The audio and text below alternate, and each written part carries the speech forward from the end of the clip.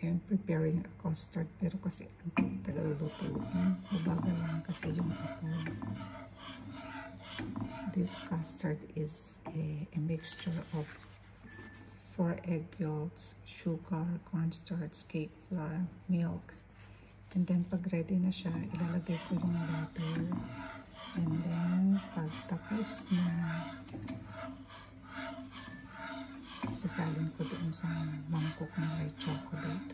Yun yung butter ko, yun yung butter.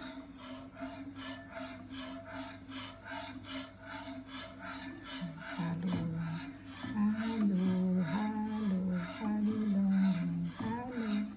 Hanggang maging malapot siya.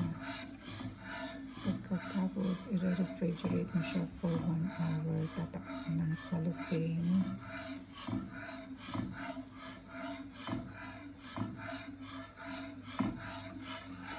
I've been stirring this stuff for already more than 20 minutes.